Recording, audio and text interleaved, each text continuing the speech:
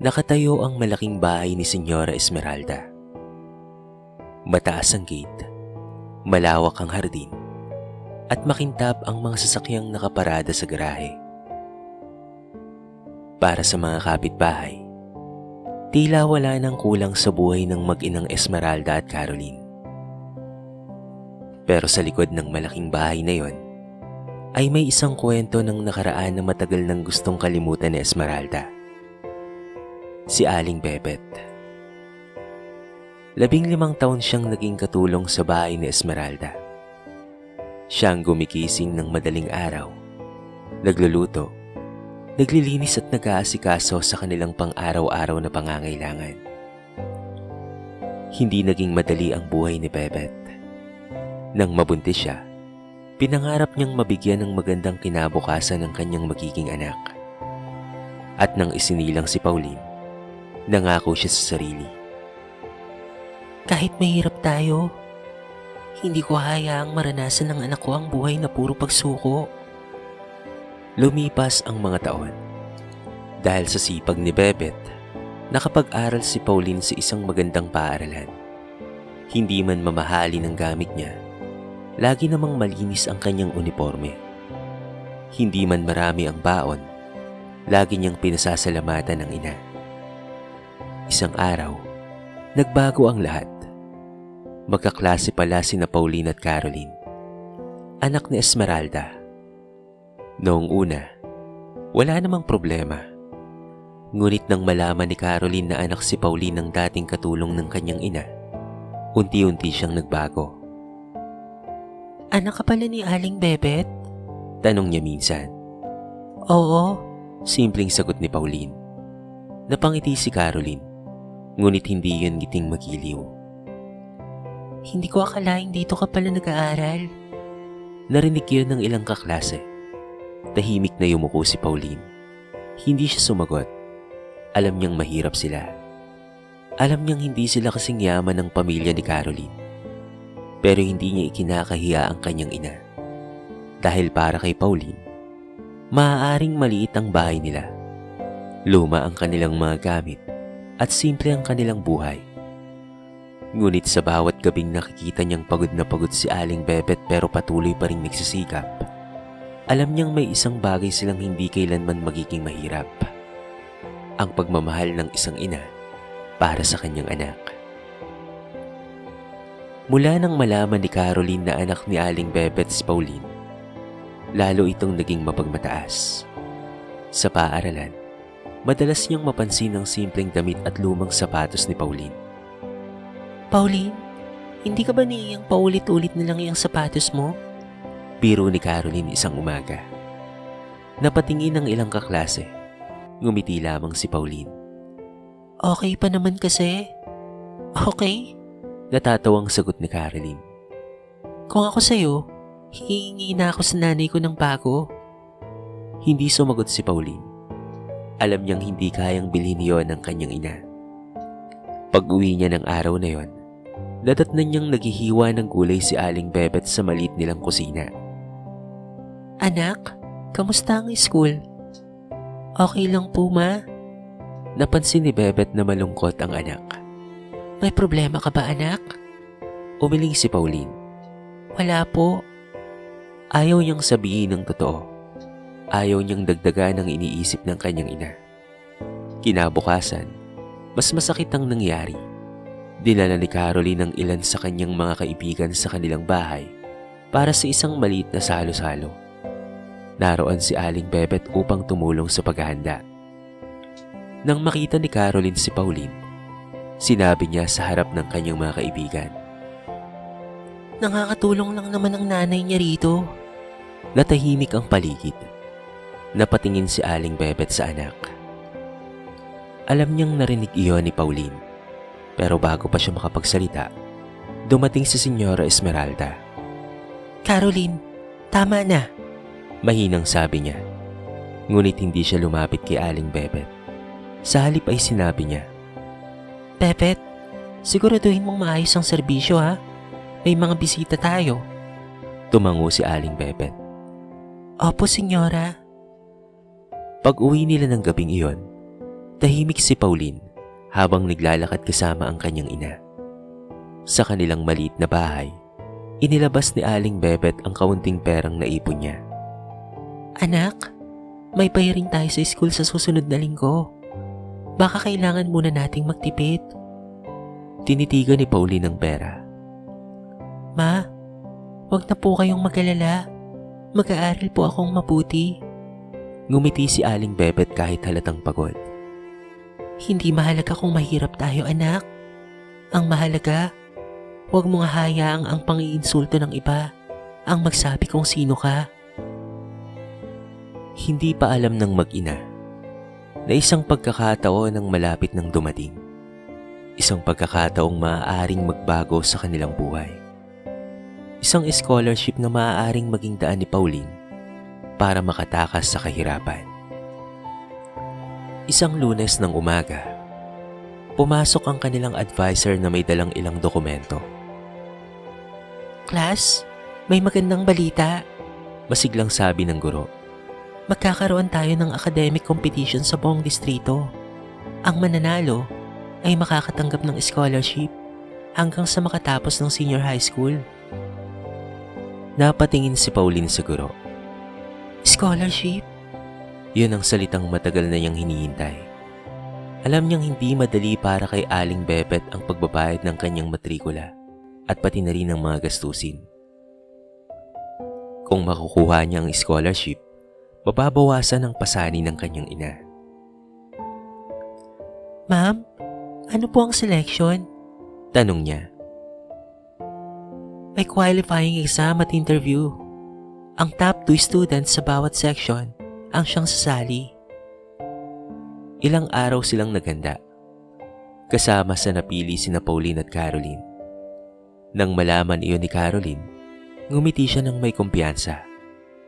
Good luck sa atin, sabi niya kay Pauline. Pero alam mo naman, diba, hindi lang sipag ang kailangan para manalo. Hindi sumagot si Pauline.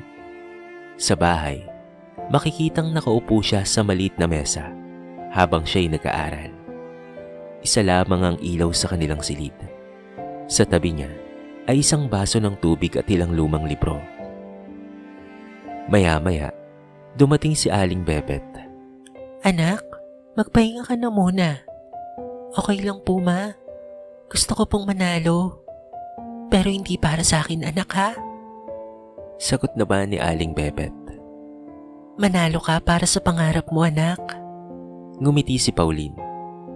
Samantala, sa malaking bahay ni na Esmeralda, nag-aaral din si Caroline. Ngunit sanay siyang merong mga tutor at kompletong kagamitan. Kinabukasan, dumating ang araw ng qualifying exam. Tahimik ang buong silid habang nagsasagot ang mga estudyante. Lumipas ang isang oras. Nang matapos ang pagsusulit, inanunsyo ng guro ang resulta. Ang dalawang napili para sa final competition ay... Sandaling tumahimik ang lahat. Sina Pauline at Caroline. Nagpalakpakan ng buong klase. Ngunit sa halip ng umiti, napatingin si Caroline kay Pauline. Sa unang pagkakataon, nakita niyang hindi pala sapat ang pera para matiyak ang tagumpay. At hindi pa niya alam na sa mismong kompetisyong iyon, matutuklasan niya ang isang bagay na mas mahalaga kaysa sa pagkapanalo. Ang tunay na halaga ng isang taong matagal niyang minamaliit. Hanggang sa dumating ang araw ng final competition, maagang gumising si Pauline. Habang inaayos niya ang kanyang uniforme, nilapitan siya ni Aling Bebet. Anak, tandaan mo ha, hindi mo kailangang patunayan na mas magaling ka sa kanila. Gawin mo lang ang makakaya mo, anak. Tumango si Pauline. Opo, ma. Samantala, si Caroline ay dumating kasama ang kanyang ina na si Senyora Esmeralda. Habang naghihintay ang mga estudyante, napansin ni Caroline na tahimik lamang si Pauline. Nagsimula ang kompetisyon. Sa unang bahagi, parehong mahusay sina Caroline at Pauline. Ngunit sa huling bahagi, isang mahirap na tanong ang ibinigay sa kanila.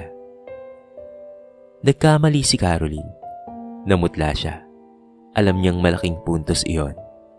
Nang makita ni Pauline ang sagot sa kanyang papel, napansin niyang may pagkakataon siyang manatiling tahimik.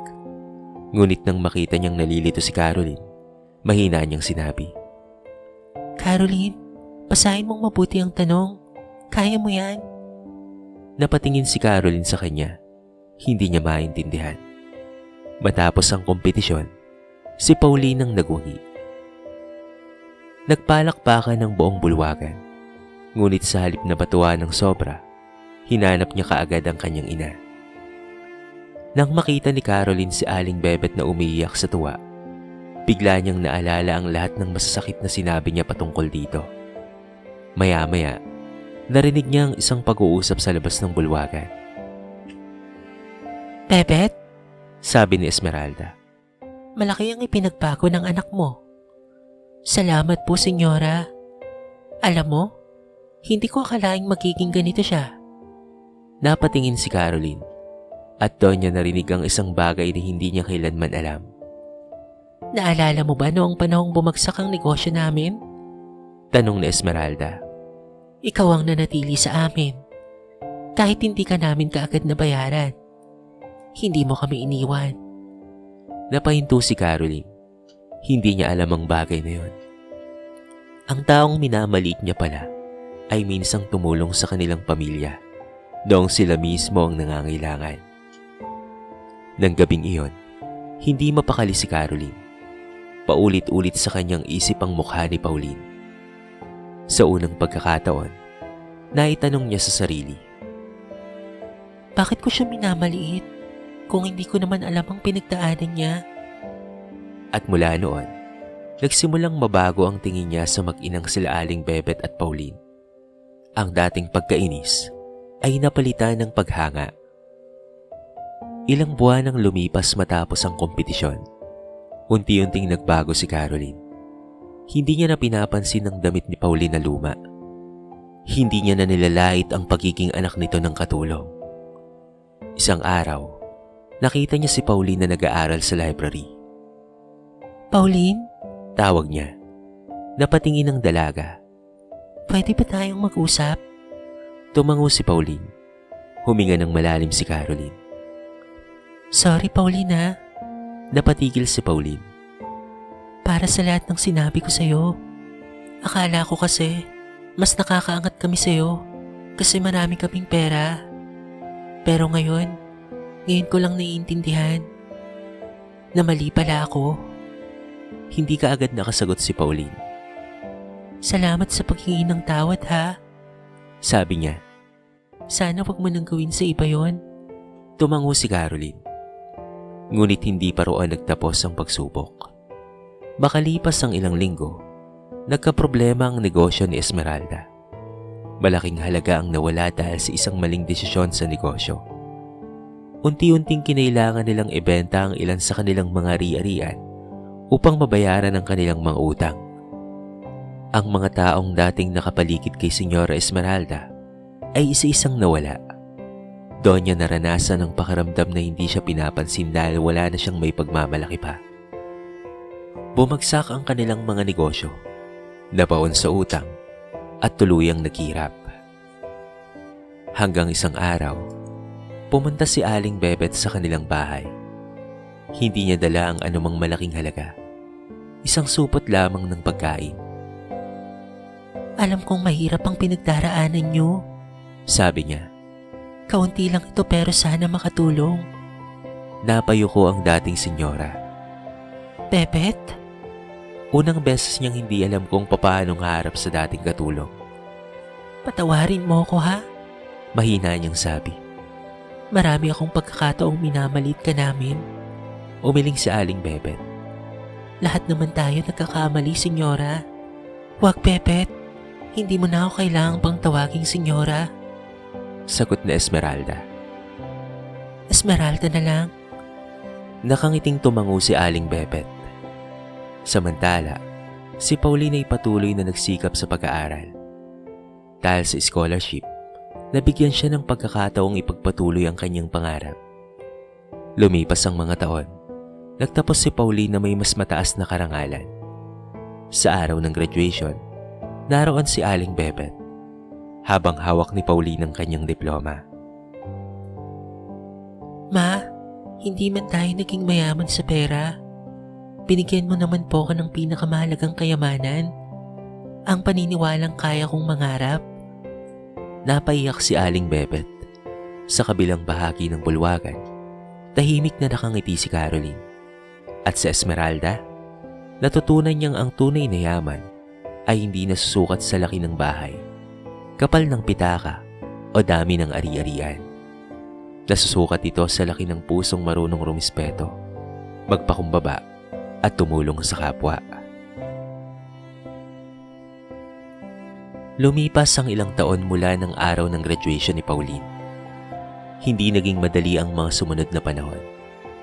Ngunit hindi niya kinalimutan ang mga aral na itinuro sa kanya ng kanyang ina. Nagpatuloy siya sa pag-aaral, nagtrabaho ng mabuti, at unti-unting nakamit ang mga pangarap na dati ay napakalayong marating. Nang makakuha siya ng maayos na trabaho, ang una niyang ginawa ay ang ipaayos ang maliit nilang bahay. Hindi niya ito ginawang malaki o marangya. Ang gusto lamang niya ay isang tahanang komportable para sa kanyang ina. Ma, ito po ang unang bunga ng lahat ng paghihirap ninyo. Nakangiting sabi ni Pauline habang ipinapakita ang bagong ayos na kusina. Napaluha si Aling Bebet. Hindi ko kailangan ng malaking bahay, anak. Sapat nang makita kitang may magandang kinabukasan. Samantala, malaki rin ang ipinagbago ni Caroline. Hindi na siya ang dating dalagang madaling manghusga ng tao dahil sa pananamit lamang, trabaho o estado sa buhay. Naging mas simple siya at nagsimula ring tumulong sa mga batang kapos sa buhay. Madalas siyang makipagkita kay Pauline at sa paglipas ng panahon, naging malapit silang magkaibigan. Sa Esmeralda naman ay natutong mamuhay ng mas simple. Hindi man bumalik ang dating yaman niya, tila mas payapa naman na ang kanyang buhay ngayon. Isang hapon, bumisita siya sa bahay nila Aling Bebet. Bebet, Sabi niya, maraming taon akong naniwala na ang pera ang dahilan kung bakit mataas ang isang tao. tahimik siyang pinakinggan ni Aling Bebet. Pero nagkamali ako noon. Ngumiti si Aling Bebet. Ang mahalaga, natutunan mo. Samantala, napatingin si Caroline kay Pauline at maya-maya nagsalita ito. Dati, anak ng katulong lang ang tingin ko sa kanya. Ngumiti si Caroline. Ngunit ngayon, nakikita ko siyang isang babaeng pinatunayan na walang trabaho, damit o estado sa buhay ang makapagsasabi kung gaano kahalaga ang isang tao. Niyakap ni Caroline si Pauline at sa sandaling iyon, tuluyang natapos ang pagitan ng dalawang pamilyang minsang pinaghiwalay ng pera at pagmamataas. Dahil sa huli, napagtanto nilang lahat, maaaring mawala ang pera, bahay at mga ari-arian. Ngunit ang kabutihang itinanim mo sa puso ng ibang tao ay isang kayamanang hindi kailanman mananakaw. Ang kwento ni na Senyora Esmeralda, Caroline, Aling Bebet at Pauline ay nagpapaalala sa atin na hindi kailanman dapat gamitin ng pera, posisyon o katayuan sa buhay upang maliitin ng ibang tao. Minsan, kapag komportable ang ating buhay, madaling isipin na mas mataas tayo kaysa sa mga taong kapos sa buhay. Ngunit ang totoo, walang sino man ang maaaring magsabi kung sino ang mas mahalaga, batay lamang sa kung magkano ang pera niya. Si Aling Bebet ay isang simpleng katulong. Wala siyang malaking bahay, mamahaling damit o maraming pera. Ngunit meron siyang isang bagay na hindi kayang bilhin ng anumang kayamanan. Ito ay ang mabuting puso, matibay na pagmamahal para sa kanyang anak, at determinasyong maabot ang mga pangarap nito. Sa kabila ng kahirapan, hindi niya itinuro kay Pauline na kamuhian ng mga taong nangmamaliit sa kanila. Sa halip, tinuruan niya itong magtiyaga, mag-aral, mangarap at manatiling mabuti. Si Pauline naman ay napatunayan na ang kahirapan ay hindi hadlang para magkaroon ng magandang kinabukasan. Maaaring limitado ang kanyang mga gamit at oportunidad, ngunit hindi limitado ang kanyang pangarap. Samantala, natutunan ni Caroline at Esmeralda ang isang mahalagang bagay. Ang pagmamataas ay maaaring magbulag sa isang tao. Hindi masama ang magkaroon ng pera. Hindi rin masama ang mamuhay ng maginhawa. Ang mali ay ang paggamit ng iyong kayamanan upang iparamdam sa iba na wala silang kwenta at wala silang halaga. Dahil maaaring tumating ang araw na magbago ang ating kalagayan. Ang taong minamaliit natin ngayon ay maaaring siya palang magiging dahilan upang matuto tayo ng kabutihan bukas. Kaya habang may pagkakataon pa, matuto tayong rumespeto sa lahat, mayaman man o mahirap, amo man o manggagawa, edukado man o hindi. Huwag nating sukatin ang tao sa kanyang damit, trabaho, bahay o laman ng pitaka. Sukatin natin siya sa kanyang pagkatao, sa paraan ng pakikitungo niya sa kapwa, at sa kabutihang kaya niyang ibigay kahit wala siyang gaanong taglay. Dahil sa huli, ang tunay na yaman ay hindi kung gaano karami ang meron tayo, kung hindi kung gaano karaming kabutihan ang naiwan natin sa buhay ng ibang tao. Dito na po nagtatapos ang ating maiksing kwento sa araw na ito. Sana po ay nagustuhan nyo at sana po ay kinapulutan nyo ng maraming aral. Kayo mga kabarangay, anong masasabi nyo sa ating kwento? I-comment nyo naman po sa baba ang inyong mga reaksyon at babasahin natin ang lahat ng yan. I-comment nyo na rin kung taga saan kayo para naman malaman ko kung hanggang saan nakaabot ang video na ito. Paki-like and share na rin po ang ating kwento para mapakinggan rin ng iba. At kung bago ka pa lamang sa ating channel, baka naman pwedeng pakihit ang subscribe button at bell notification button para palagi kang updated sa mga bago nating upload na katulad nito. So paano mga kabarangay? Hanggang sa muli, thank you so much and peace out!